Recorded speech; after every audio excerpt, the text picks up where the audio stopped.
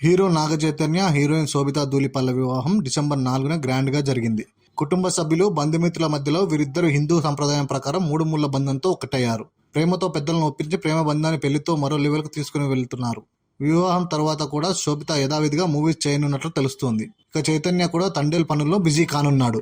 ఇదిలా ఉంటే వీరిద్దరి వివాహ సందర్భంగా నాగ చైతన్య మొదటి భార్య హీరోయిన్ సమంతకి సపోర్ట్ గా ఆమె అభిమానులు పోస్టులు పెడుతున్నారు, ధైర్యం చెబుతున్నారు. ఆమె ఇన్స్టాగ్రామ్ లో నాగ చైతన్య సమంత పెళ్లి ఫోటో ఒకటి ఉంది. చైతు బర్త్డే సందర్భం అతనికి గిఫ్ట్ ఇస్తున్న ఫోటోని సమంత ఇన్స్టాగ్రామ్ లో డిలీట్ చేయకుండా అలాగే వదిలేసింది. అయితే ఈ ఫోటోని కూడా పూర్తిగా తొలగించి అతని జ్ఞాపకాల నుంచి బయటకు రావాలని చాలా మంది సలహాలు ఇస్తున్నారు. నిజానికి సమంత ఇప్పటికే నాగ చైతన్యతో ఉన్న బంధాన్ని రద్దు చేసుకున్న తర్వాత ఆ జ్ఞాపకాల నుంచి పూర్తిగా బయటకు వచ్చింది. ఆరంభంలో మానసికంగా, శారీరకంగా ఎదురయ్యే సవాళ్లను కూడా అధిగమించింది. మయోసైటిస్ బారిన పడినప్పటికీ ధైర్యంగా పోరాడి దాని నుంచి బయటపడింది. ఒంటరిగా సవాళ్లను ఎదుర్కొని ఇప్పుడు స్వేచ్ఛగా తనకి ఏం చేయాలనిపిస్తే అది చేస్తోంది. ఇప్పుడు మరింత యాక్టివ్ గా మారి సినిమాలు, సిరీస్లు చేయడానికి సమంత రెడీ అయింది.